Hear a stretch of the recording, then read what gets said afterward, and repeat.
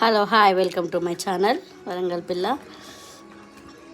ఈరోజు మనం చామగడ్డ కర్రీ ఎలా ప్రిపేర్ చేసుకోవాలో చూసుకుందాం. అండ్ నాకు కావాల్సిన అయితే 3 ఆనియన్స్ తీసుకుంటున్నా, ఒక టమాటో తీసుకుంటున్నా. అండ్ ఇక్కడ వచ్చేసి చామగడ్డలు వచ్చేసి నేను బాయిల్ చేసుకున్నాను అనమాట. అవి కూడా పొట్టు తీసి చూపెడతాను, సరేనా? చూసారు కదా, ఇలా చిన్న చిన్న కట్ చేసుకున్నాను అనమాట. నేను ఇవన్నీ పోపుకేనమాట. దీంట్లో సగం అండ్ దీంట్లో సగం గ్రేవీ చేసుకుంటాను నేను. అట్లయితే కర్రీ లాగా మంచి గ్రేవీ చాలా బాగుంటుంది అనమాట. చాలామంది చామగడ్డ పులుసే పెడతారు.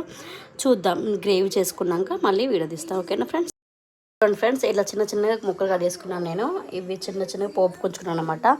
దీంట్లో వచ్చేసి గ్రేవీ పట్టుకున్నాను నేను. అవి ఒక గిన్నె పెట్టుకున్నాను, తగినంత చూడండి, తగినంత నూనె పోసుకున్నాను అనమాట. ఇప్పుడు దీంట్లోకి మనకు కావాల్సిన జీలకర్ర వేసుకుందాం.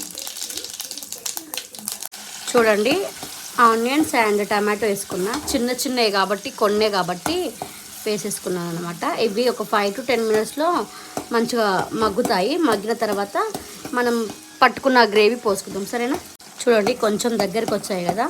ఇప్పుడు మనం గ్రేవీ వేసుకుందాం. దీంట్లో చూడండి, గ్రేవీ వేసుకున్నాం అనమాట. కలుపుకుందాం మంచిగా.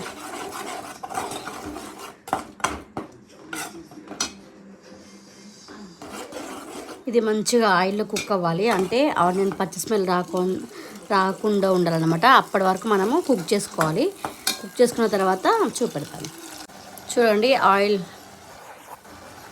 ఆయిల్ పైకి వచ్చింది కదా. దీంట్లో పసుపు వేసుకుందాం. 1 టేబుల్ స్పూన్ అల్లం మంచిగా కలుపుకుందాం.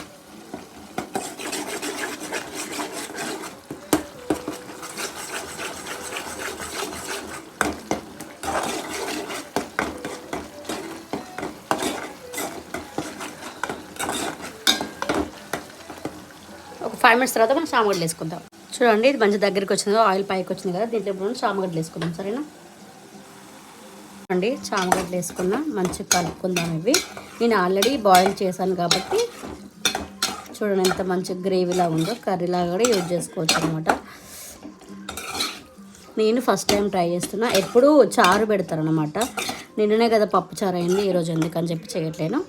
ఒక 5 to 10 minutes తర్వాత కారం ఉప్పు వేసుకొని గ్రేవీలో ఉంచుకొని తినేసుకుందాం, సరేనా? చూడండి 5 minutes అయింది కదా. దీంట్లోకి మనము తగినంత కారం ఉప్పు వేసుకోవాలి. 1 టేబుల్ స్పూన్ కారం ఉప్పు వేసుకున్నాం కదా, చల్లబెట్టుకుందాం.